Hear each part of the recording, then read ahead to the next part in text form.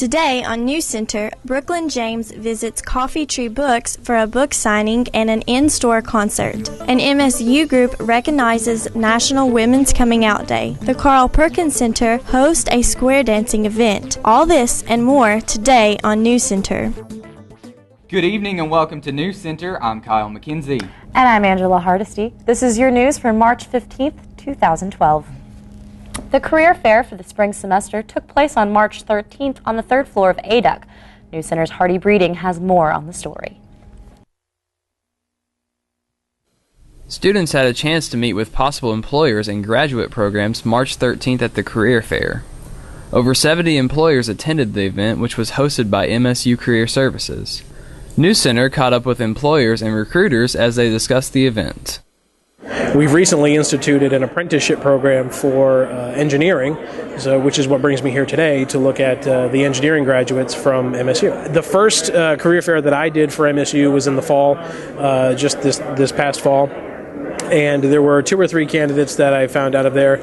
At the time, they weren't graduating until this May. So I met up with these same candidates again, and we talked again. And I've got 3 of them scheduled to come down week after next and interview on site. And they are very, very strong candidates for the apprenticeship program. I went to Murray State University, and one of my first contacts was with the Kentucky State Police was at a career fair.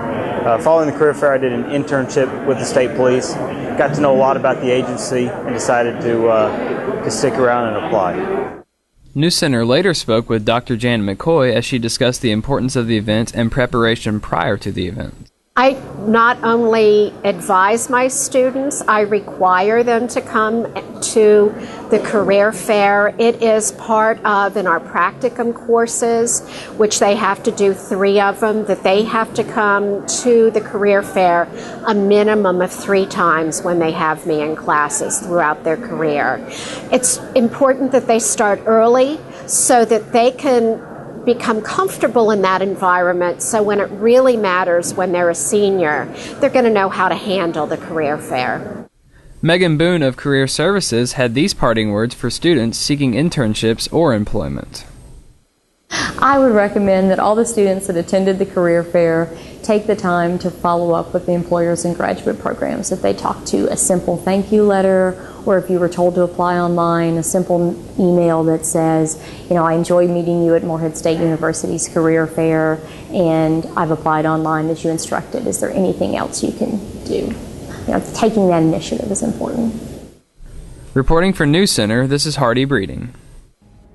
For more information on future career fairs and career services, visit moreheadstate.edu/career.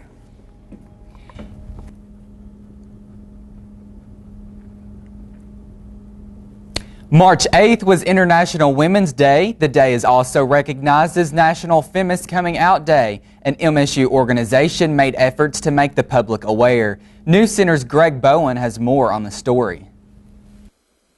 The Student Association for Gender Equality, also known as SAGE, passed out buttons in recognition of National Feminist Coming Out Day. The day originated last year on the 100th anniversary of International Women's Day. NewsCenter spoke with SAGE President Danielle Story about the organization's activities and what it means to be a feminist. SAGE, we wanted to celebrate Women's History Month, which is the month of March, and March 8th, which is International Women's Day and Feminist Coming Out Day. So we thought that this would be a great event for everyone to come out as feminists and show their support for gender equality by selling our gender equality t-shirts and our Yes, I'm a Feminist button. So for SAGE, it is really important for us, for people to understand that feminism is simply about equality and equal rights for men and women. NewsCenter also spoke with Associate Professor of Sociology and Women's Studies, Bernadette Barton, about the importance of National Feminist Coming Out Day.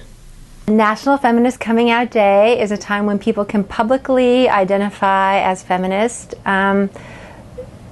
As you know, feminism has gotten a bad rap in the media, mostly because it's something that has to do with women and women's rights. So National Feminist Coming Out Day is an opportunity for people to publicly say, yes, I'm a feminist. And why this is important, it's important because we need role models for what feminists look like, and we need to demystify this stereotype of feminists as somehow scary and threatening and something you don't want to identify with. Reporting for NewsCenter, I'm Greg Bowen. If you are interested in SAGE, contact Bernadette Barton at 606-783-2710. We'll be right back after the break with Don Young and a quick look at weather.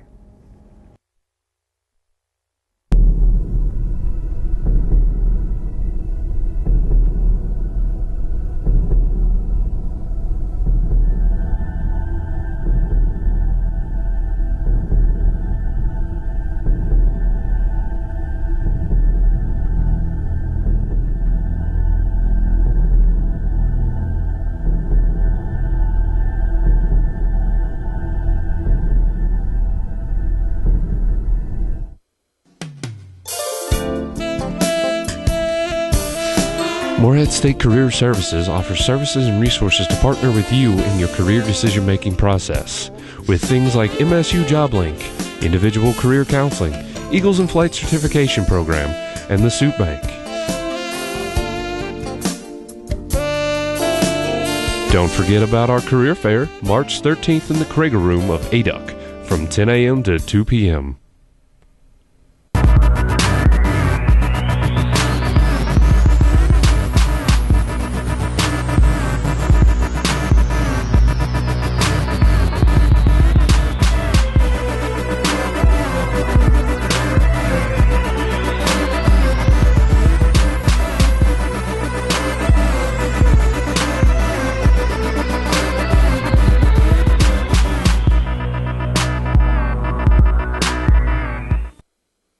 At the Kentucky Center for Traditional Music, we preserve and develop the art form and represent our cultural heritage through performance, educational outreach, and interaction with the community in the MSU service region and beyond.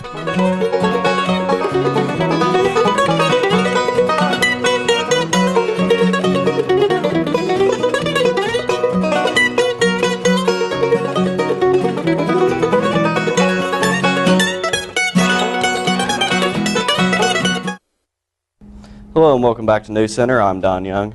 Right now, temperature is around 71 outside here in Morehead, so pretty nice day. We're seeing a small break in the storms that we've seen. We had a pretty nice morning until those showers moved in, but those are going to continue to work their way out, but we're going to see a few more into this weekend. Just scattered, though, nothing major. Tell you, look at your record temperature set back in 1944. It was 81 degrees, and back in 1993 it was set at 35. So we're not really close to either of those today, but moving into next week we will be seeing some record-breaking temperatures. Taking a look at your Doppler radar courtesy of WKYT, you can see the storms moving out to the eastern coast, and right now here's Morehead. We're going to be seeing a few little showers here and there, and we still have a few more that are going to work their way across the area over the night, and we're going to see those coming in. Taking a look at your temperatures across the Commonwealth, you can see down in Bowling Green, temperatures around 75. Louisville, the Derby City, temperatures around 81. Taking a look at Frankfort, the capital, temperatures around 79. Lexington, seeing temperatures around 76. Up in Covington towards Cincinnati, temperatures around 71. Out in Ashland, a little cooler, around 60. Then down in Jackson, around 67. Overall, in the mid-60s to high 70s here in the Commonwealth. But for now, let's go ahead and take it over to NewsCenter Notices.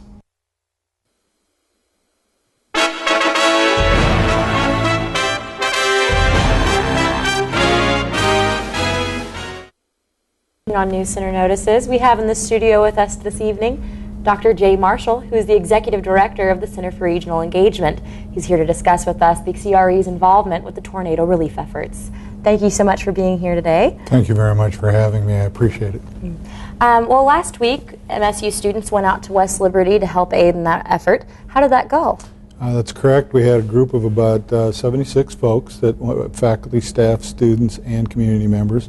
Went very, very well. President Andrews led the effort, was one of our team leaders, along with about 5 or 6 other folks from campus.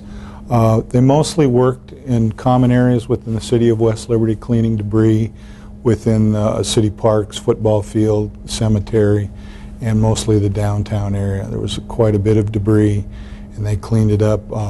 Spent all day doing that. And spring break's coming up. Is there any opportunities for volunteering then? Plenty. And I'd like to right now just push our website. We're trying to push anybody that wants to volunteer to help with the effort to www.msucares.volunteerhub.com.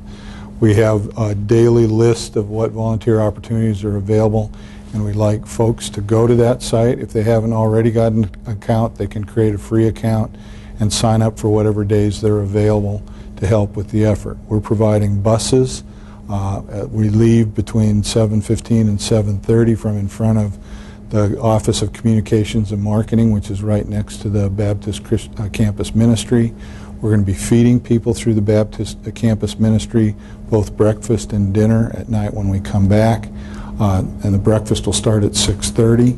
The dinner will be between 5:30 and 7.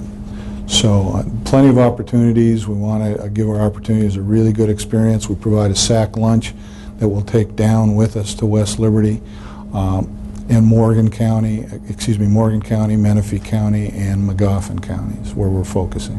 How can students sign up through the hub? That's, like I said, it's a free account. Go to that website. There's a sign-in where you can create, it'll pop up a dialog box so you can type in just basic contact information, phone numbers, name, an email address, and once you've created a password, a username and a password, it takes you into the website and you can look at what we have available. And there's a button off on the left-hand column. All you have to do is click it, and it populates your contact information into that particular volunteer opportunity. And whenever we update it, it pushes a letter out or information out to everybody who has signed up, so it can tell them additional information like what to wear, what the expectations, what the scope of work is on the job site. So there's lots of information we can push through that website. That's awesome.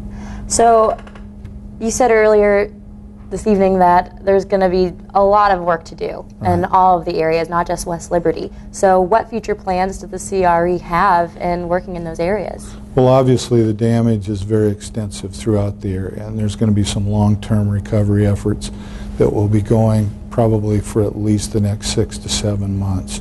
You know, bulldozing, moving houses that have been totally destroyed, and rebuilding those homes. So there'll be opportunities for people with skills, like building skills. There'll also be opportunity, I'm sure, for providing aid and help to many of the people who have been hurt by this very destructive storm. So. Well, that's about all the time that we have, but I hope that our viewers will take initiative and get onto the hub and try to help out. But we'll be right back with another look at weather, and Cecil Pergram with a look at Eagle Athletics.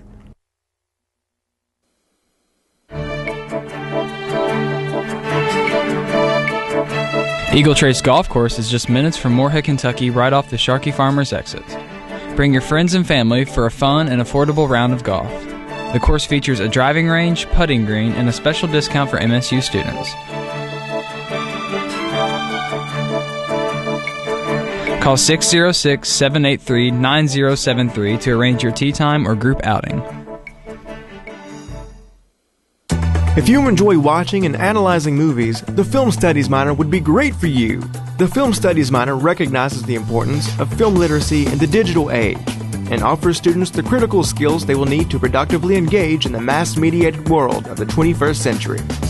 In class, you may observe movies such as Seven, Blade Runner, Taxi Driver, and Dirty Harry. For further information, contact the Director of Film Studies, Jeffrey Hill, at j.hill@moorheadstate.edu.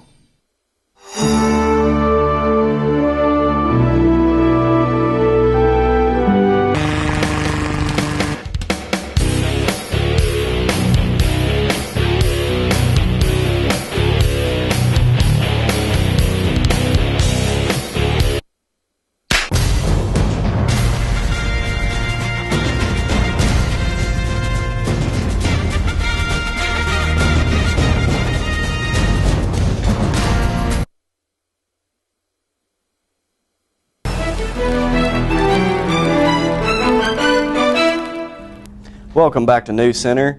Right now, temperature in Moorhead is around 71 degrees, so overall, a beautiful day here in Moorhead. A little bit of rain, though, a few scattered showers across our area, and they're going to continue to work their way across our region until the end of the weekend. Humidity sitting at around 60% right now with winds in the at the west at 6 miles per hour. Taking a look at your Doppler radar, you can see there's some storms that are going to continue working their way across the Commonwealth, and those are going to push their way on out to the eastern coast. Right now we're seeing a small break here over Moorhead, but as you can see there will be more showers to come. So we'll just have to get used to those for the weekend. But looking into the future, we're going to see some warmer temperatures coming. But right now, temperatures down in Bowling Green around 75, Louisville seeing temperatures around 81, Frankfort, capital, temperatures around 79, Covington 71, Lexington 76, about the same across the Commonwealth, except over in Ashland, temperatures around 60, so a little cooler out that way. Taking a look at your national radar, you can see that storm a little better and how it's just kind of pushing its way on out towards the Atlantic Ocean. So that'll be nice once we get into next week and we'll see some dry. Taking a look at that on the national cloud coverage, you can see those storms are quite dense and there's some fairly heavy storms in through those scattered showers we're going to be seeing. So rain will be pretty heavy at times. Other than that, it should be not too bad. Taking a look at your temperatures across the nation, you can see the whole south is pretty much in the 80s. Quite nice down that way. But if you go up north towards the middle of America, you can see temperatures start to cool off a little towards Minnesota and places of that nature. Temperatures in the 50s and 60s. Out west, they're seeing temperatures around the 60s as well. So fairly nice all across the nation. Tonight, we're going to be seeing some scattered showers, like I said earlier, with a low of 58. So overall, pretty nice night with those scattered showers. Looking into tomorrow, we'll see a high of 75 with a few more scattered showers, but mostly sunshine for tomorrow. Taking a look at your 5-day forecast, like I said, Friday with a high of 75 with a few scattered showers here and there. Moving into Saturday, a high of 76 and a low of 56.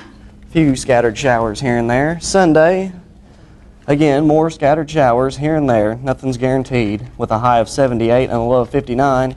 And moving into Monday, we're going to be seeing some possible record-breaking temperatures up in the 80s with a low of 60 on both Monday and Tuesday. So it's going to be quite warm. So overall, a few showers this weekend, but moving into spring break, we're going to be seeing some really hot weather, so that sounds pretty good for our break. That'll be awesome to get some warm temperatures. I just hope we get the AC turned on in these buildings here when we get back. Yeah, that'll be nice, but I'm glad just to see some rains that'll let all the mud holes dry up everywhere. But we'll go ahead and take it to Cecil Pergram with sports.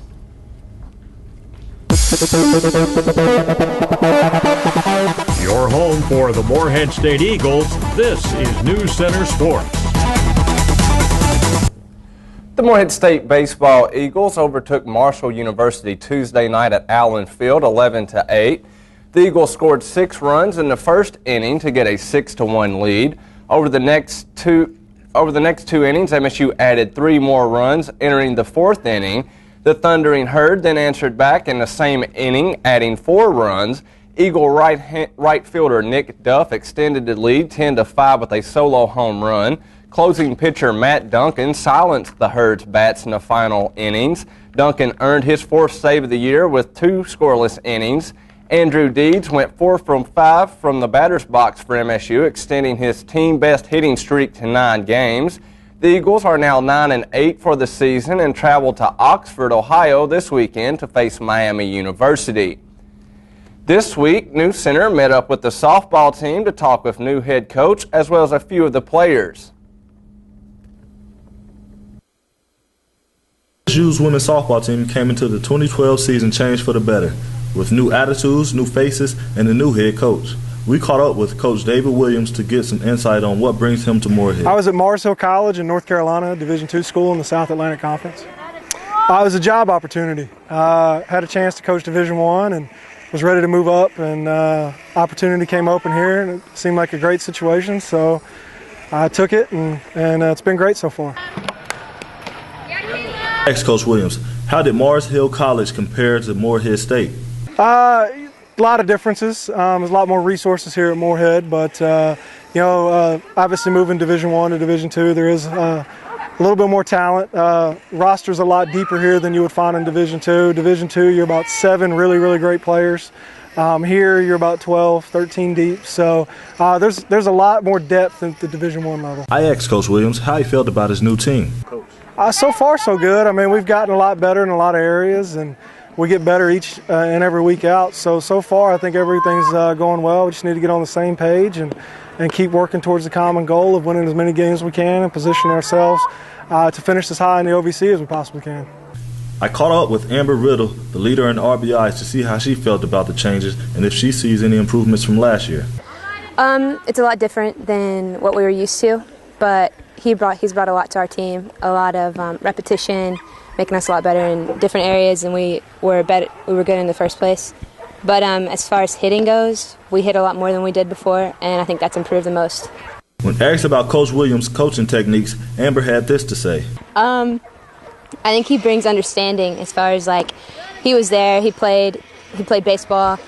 He knows, like, us, like, how we feel, you know, as far as, like, weights and if we're sore and if we're, you know, all that. He understands, and he listens to us.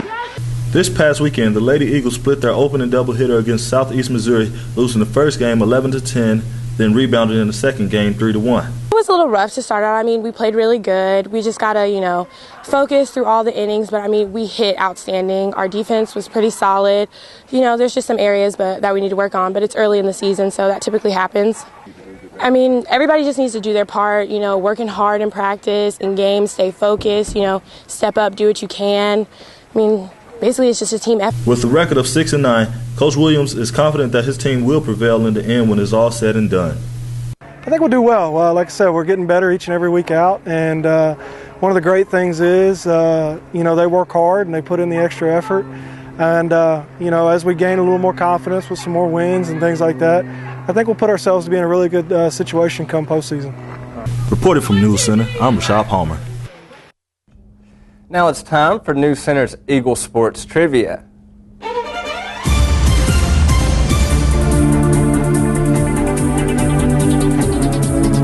How many games did the Eagles baseball team win last season? A5, B10, C20, or D25? Don, what do you think the answer is? I'm not sure. I'm going to say A5. I'm going to say, was it C20? That was number C? Don is correct. The answer is B. The Eagles just picked up 10 victories in 2011. The Eagles struggled to keep games close for the majority of their season due to struggling with pitching errors and fielding problems. They also missed out on the Ohio Valley Conference tournament. Good news this year is, though, that the Eagles have already won 9 games so far in 2012. This time last year, they only produced 1 victory up to this time. You know, and they'll be in action this weekend, obviously, against Miami University of Ohio. You know, it is basketball season. March Madness is going on. We're blessed to have 4 teams from the state of Kentucky in the NCAA tournament this year. Is anybody plan on watching the tournament, and what teams do you think you'll be keeping up with this year? Well, Louisville just won, so that was kind of nice. So there's one Kentucky team in. What do you guys got going? Well, I'm definitely a UK fan, so I'll follow them all the way. No comment, because I don't understand that sport. All right, another thing to check out is Murray State representing OVC and the NCAAs. We'll be right back after the break. Angela. Do you need a way to find new music? Tune in to WPRC. Also hosts with us, Signal in the Sky, featuring new and current independent artists. Eric Riddle's Electro World, featuring dubstep and electronica. Tanner Boyd's Laugh, a great comedy show, full of laughs and gags. Derek Moore's Moorhead Metal Vault, a headbanger's delight, loud and in your face. Tyler Mullen's Bluegrass Connection, a classic experience and instrumental tradition.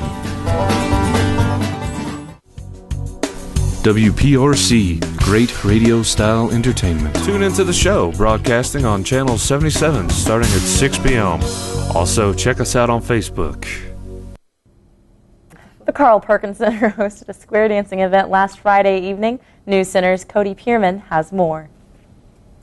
The Moorhead chapter of Habitat for Humanity and Sustainable Moorhead hosts a monthly square dance. NewsCenter spoke with Ezra Dyke about how the event got started. Several months ago, my dad, Greg Dyke, came up with the idea of offering a square dance as a potential fundraising opportunity event for Sustainable Moorhead, which is focused on educating people on the interrelationship between the environment, the individual, and society, and how they can all work together. And Habitat for Humanity, which is of course focused on helping to provide people with safe, decent, affordable housing that don't otherwise have it. Well, we're having a lot of fun. So one of the side benefits and one of the side initiatives of both Habitat and Sustainable Moorhead is just building community. And so it's been great at that. There's tons of people there, and everybody talks and has fun, gets to know each other. Even though this is only the third time the event took place, it is already becoming quite successful. We've had like 90 people on the first day, and that was with a snowstorm. On the second month, we had 80 people, again with a snowstorm. The only two snowstorms we've had were on square dance nights. And then in this most recent one, we've also had 80 people. But with the weather warming up, we expect more and more people to start coming out. Make sure you all come out and have a good time. It's the second Friday of every month. It's $5 at the door for adults, free for children. Of course, we got the Kentucky Center for Traditional Music, provides all the music, and they're great players. And it's just a whole lot of fun, so come on out. Reporting for NewsCenter, I'm Cody Pierman. Zeta hosted their annual philanthropy event, Great Pretenders, on Monday. NewsCenter's Haley Murphy has more on the story. Great Pretenders is a lip-syncing competition among Greek groups on campus. The show opened with Delta Zeta's performance of musical hits from plays like Chicago and Hairspray. 9 groups competed, and several awards were handed out at the end of the night, including Most Creative, Most Comedic, Best Lip-Syncing, and Best Overall Performance. Delta Zeta raised $2,500 through ticket sales and entry fees towards their philanthropy, the Painted Turtle Camp. The camp works with children affected by life-threatening diseases to provide a memorable camp experience. The money raised goes towards supporting their medical needs of the Painted Turtle campers. Reporting for NewsCenter, I'm Haley Murphy. Austin, Texas's very own Brooklyn James gave a visit to Moorhead's last week. NewsCenter Derek Gramke has more.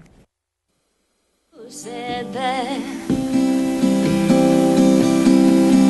we'll make our own plan. It's the only way I know, man. Take it all or give it back. Last week, singer-songwriter and novelist Brooklyn James came to the Coffee Tree bookstore here in Moorhead. During her visit, she signed copies of her novel, gave a special in-store performance, and read selections from her work. This was my first published novel, and it's a mainstream fiction inspired by a true story about a young girl who overcomes an abusive childhood. And one of the ways in which she does that is through her relationship with music, as far as it being a creative therapy outlet. And some people say it has a music soundtrack that goes with it. And it's the same cover as the book. And so people say, well, how does a book have a soundtrack? Well, to me, it seemed to make total sense, because if you watch a movie, it's the musical score and the soundtrack that gives you a certain emotion. It's a very candid read about abuse and the way that it affects the psyche, especially of a young lady when it is at the hands of her father. And I think it has a real good resolve as far as its resolution and its inspiration. The message is that not everything has to be just because that's the way it's always been, and that I think you have to take a personal responsibility regardless of the things that have happened to you in your life. You need to get real. It gives you that look into the bonds between sisters and the unconditional push-pull relationship between mothers and daughters. The novel, it actually was a quarterfinalist in the Amazon Breakthrough Novel Award, which was pretty cool to have, first published book. That was a nice little honor. And the second book, once you kind of had a purging experience, writing something that's not necessarily a memoir, but inspired by a true story, you kind of want to go the opposite direction. So that's what Vigilaire is.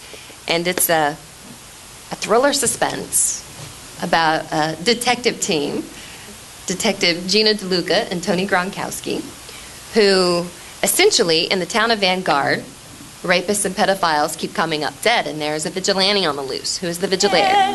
Do you dare to love someone like you've never lost yourself? For what it's worth, he might love you. For News Center, I'm Derek Gramke. Take you inside, give you the...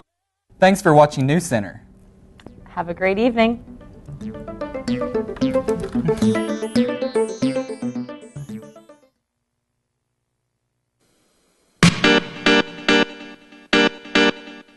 For those students with places to go and no car, don't forget to ride your bike. Riding your bike can be a quick way to class, and it's also an enjoyable way to ride through town.